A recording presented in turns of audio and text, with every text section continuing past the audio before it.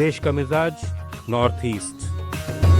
Let's mic देश का मिजाज और खबरें उत्तर पूर्व से। असम में स्वतंत्रता सेनानियों के परिवार वाले पेंशन नहीं मिलने से परेशान हैं और भूख हड़ताल की धमकी दे रहे हैं। असम राज्य स्वतंत्रता सेनानी संघ का कहना है कि सरकार ने हर परिवार से एक वारिस को पेंशन देने का वायदा किया था, लेकिन सियासी वजूहात और गृह विभाग की सुस्ती से मामला प्रक्रियाओं में फंस गया है। इससे लगभग 2.5 लाख परिवार प्रभावित हैं। जिला स्तर पर सत्यापन पूरा होने के बावजूद 1436 योग्य लाभार्थियों के प्रस्तावों पर महीनों से कोई फैसला नहीं हुआ है। संघ ने मुख्यमंत्री हेमंत बिस्वा शर्मा को चिट्ठी लिखकर चेतावनी दी है कि देरी से पूरे राज्य में विरोध भड़क सकता है। त्रिपुरा के पुलिस महानिदेशक अनुराग धनखड़ ने नागरिकों से अपील की है कि वे किसी भी साइबर अपराध की तुरंत शिकायत राष्ट्रीय साइबर क्राइम हेल्पलाइन 1930 पर करें। दक्षिण त्रिपुरा जिले में एक साइबर क्राइम जागरूकता कार्यक्रम में उन्होंने ये संदेश दिया। यहाँ 157 स्कूलों से 500 से ज्यादा छात्र और शिक्षक शामिल हुए।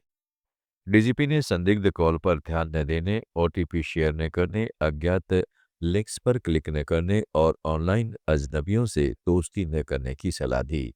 उन्होंने सड़क हादसे कम करने और त्रिपुरा को नशा मुक्त बनाने में नागरिकों की भागीदारी पर भी जोर दिया। लेट्स माइक देश का मिजाज नॉर्थ ईस्ट।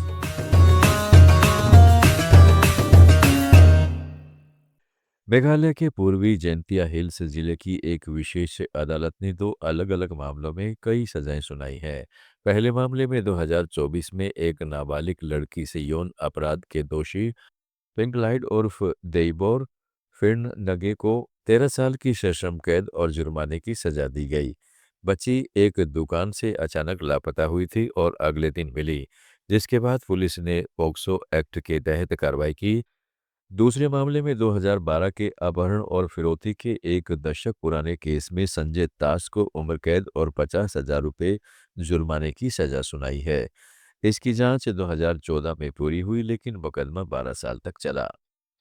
अरुणाचल प्रदेश राज्य ग्रामीण आजीविका मिशन और राजीव गांधी विश्वविद्यालय ने एक समझौता ज्ञापन पर हस्ताक्षर किए हैं, जिसका मकसद शैक्षणिक अनुसंधान और संस्थागत सहयोग बढ़ाना है। यह समझौता ईटानगर में हुआ, जिसमें अनुसंधान, क्षमता निर्माण, इंटर्नशिप, फील्ड अध्ययन, दस्तावेजीकरण और ज्ञान प्रबंधन जैसे क्षेत्रों पर फोकस किया गया है। मिशन के अधिकारियों ने कहा है कि इससे ग्रामीण कार्यक्रम अधिक प्रभावी होंगे। विश्वविद्यालय के प्रतिनिधियों ने छात्रों, शिक्षकों को फील्ड अनुभव और साक्ष्य आधारित ग्रामीण विकास में योगदान देने की बात कही।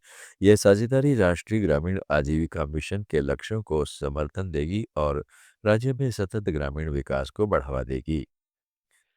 मिजोरम सरकार ने नवीकरणीय ऊर्जा को बढ़ावा देने के लिए 5 स्थानों पर सौर ऊर्जा संयंत्र स्थापित करने के लिए निजी क्षेत्र के सहयोग से प्रारूप जारी किया है। एक पंप स्टोरेज परियोजना की भी स्थापना की जाएगी।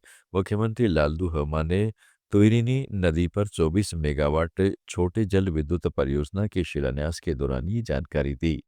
राज्य सरकार ने लांगतलाई जिले में अवैध, अनियंत्रित, अप्रवासियों और अनियमित व्यापार गतिविधियों पर अंकुश लगाने के लिए अंतर जिला संयुक्त बैठक बुलाने और आकस्मिक जांच अभियान चलाने की तैयारी की है।